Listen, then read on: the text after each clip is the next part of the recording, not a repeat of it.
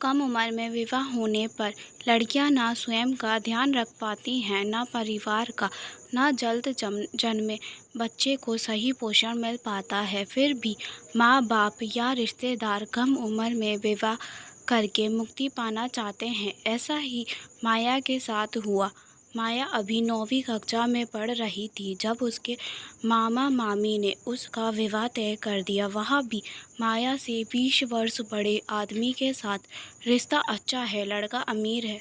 आप कह सकते हैं कि मामा मामी ने प्रॉपर्टी की लालच में लड़की को बेच दिया। इस विवाह होने के बदले मामा को काफ़ी धन मिला, क्योंकि शरद तीसरी शादी हो रही थी माया के संग, जबकि शरद की पहली बीवी से एक बेटी थी जो माया की उम्र की थी। क्या किस्मत थी माया की। दुनिया के कसाईयों से अनजान अपनी ही मामा मामी की लालच ने उसे एक अधेड़ के हाथों में बेच दिया, उसकी ज़िंदगी को नर्क बना दिया। जब वह ससुराल गई उसके सपने सब मिट्टी हो गए, क्योंकि शादी करने का उद्देश्य शरद का सिर्फ बच्चे पैदा करने का था। उसे बीवी नहीं, मशीन चाहिए थी, और वो मशीन जो लड़का बेटा पैदा कर सके। उसके लिए मशीन माया जल्दी कार्य करे, इसीलिए माया को दवाई दी गई, क्योंकि माया की उम्र महज 16 वर्ष की थी। साथ ही वह बहुत कमज़ोर थी। विवाह होने के साल भर ही बाद माया ने एक बेटी को जन्म दिया। बेटी को जन्म क्या दिया, उसके सर पर जैसे पहाड़ गिर गया। माया की सास व पति ने उसको तरह तरह की यातनाएं देना प्रारंभ कर दिया, जिससे तंग आकर वह अपने मायके भाग जाया करती थी। महज 16 साल की लड़की कसाईयों के हाथ का खिलौना बनकर रह गई थी। ससुराल वालों का जब मन होता कुचलते मसलते माया जब मायके चली जाए तो उसका पति शरद उसे लेने पहुंच जाया करता था। उसके मामा मामी किसी तरह माया को बहला फुसलाकर शरद के साथ जाने को मनाने लगते और उसे मजबूरन उसके साथ लौटना पड़ता। माया स्वयं मासूम बच्ची और उसके पास एक नवजात शिशु, साथ में दरिंदा पति जो एक मौका नहीं छोड़ता था उसे ताने देने का, यातना देने का, उसे बुरी तरह से मारता पीटता, जैसे एक बच्चे को मारा जाता हो जिसने कोई बड़ा अपराध कर दिया हो। शायद कोई माता पिता भी इस तरह अपनी औलाद को नहीं मारते होंगे। शायद सभी मर्द औरत पर हाथ उठाते वक्त उस औरत को इतना छोटा समझ लेते हैं मानो वह अगला बच्चा हो। वक्त का पहिया घूमता रहा। माया की तकलीफें कम होने की बजाय बढ़ गई।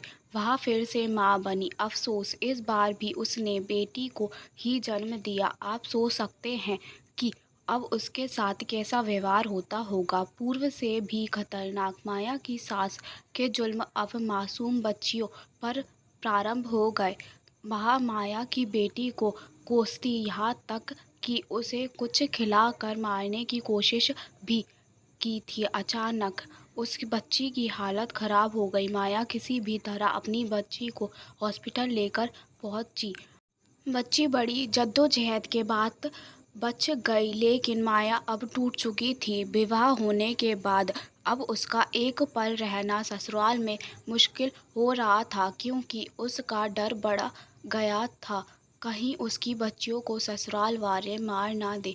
माया की माँ बच्ची को देखने गई थी, तभी उसने फैसला किया कि वह यहाँ नहीं रहेगी, उसे ले चले अपने साथ। माँ उसे अपने साथ ले तो आई, लेकिन कुछ ही दिन बाद उसका पति फिर पहुंच गया उसे लेने, किंतु इस बार नज़ारा कुछ और था। उसके ऊपर हुए जुल्म को देखकर मोहल्ले वालों ने माया को शरद के साथ जाने नहीं दिया और उसे गालियां देकर मोहल्ले से भगा दिया। इधर शरद माया को जब ले जाने में असफल रहा तो उसने माया पर चरित्रहीन व चोरी का इल्ज़ाम लगा दिया। शरद ने कहा कि माया ने उसके घर से जेवर व रुपये चुराए हैं, फिर मायके चली गई। इस मुद्दे का सहारा लेते हुए माया पर केस कर दिया। इस स्थिति में माया का मोहल्ले वालों ने साथ दिया। सभी ने माया के पक्ष में गवाही दी कि यह आरोप बेबुनियाद हैं।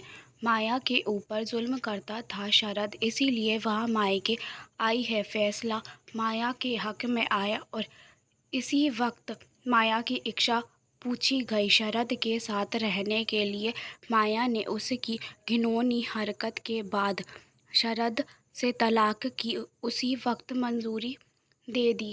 केस दर्ज हो गया तलाक का और वह अपनी 2 बेटियों के साथ माँ के पास आ गई। अब उसकी जिम्मेदारियां बढ़ गईं क्योंकि कमाने वाली सिर्फ माँ थी। माया ज़्यादा पढ़ नहीं सकी थी, हाई स्कूल की थी, किंतु वो भी डिग्री उसके पति ने जला दिया था। माया की माँ ने अपने संग फैक्ट्री में काम पर लगा लिया, जिससे कुछ आमदनी होने लगी। धीरे धीरे वक्त बीतता गया।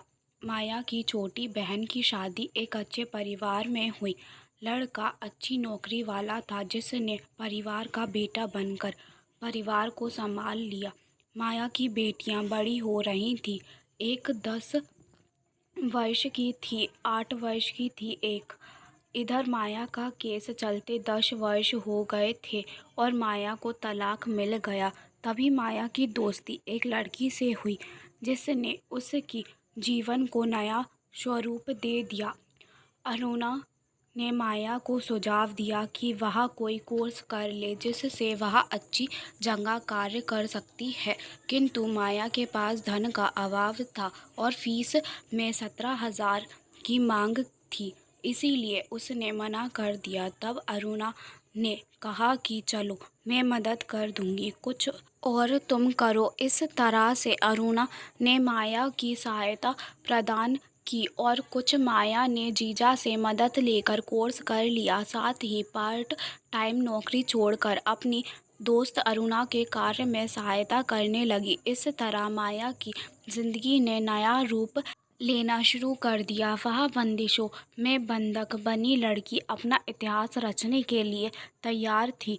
उसे कामयाबी भी मिल रही थी। अचानक एक रोज उसका सामना एक लड़के से हुआ, जो कि उसके सामने ही मकान में किराए पर रहने आया था। मनीष। धीरे धीरे माया और मनीष में दोस्ती हो गई और उसने अरुणा को सारी बातें साझा की और कहा कि मनीष उससे विवाह करना चाहता है और वह उसके परिवार को भी अपनाएगा। अरुणा खुश हो गई। उसने कहा, यह तो अच्छी बात है कि वह तुम्हारे विषय में सब कुछ जानते हुए तुम्हें प्यार करता है और शादी करना चाहता है, तो तुम्हें ना नहीं कहना चाहिए। माया ने कहा, माँ नहीं मानेगी शायद। इधर मनीष माया का हम उम्र ही था, अच्छी नौकरी करता था, लड़का अमीर था। माया को वह खोना नहीं चाहता था। इस डर से उसने माया के घर में बात कर ली। माया की माँ ने विवाह होने के लिए अपनी सहमति व्यक्त कर दी। माया व मनीष का विवाह हो गया। उसका जीवन सुख में बीत रहा है।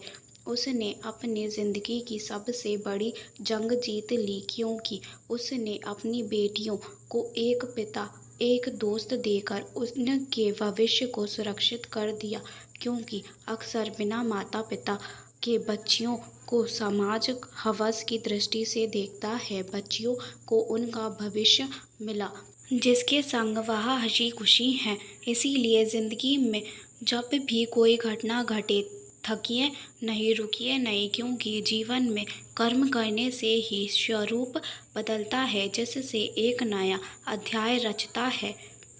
ऐसी ही और कहानियों के लिए हमारे चैनल को सब्सक्राइब ज़रूर करें। धन्यवाद।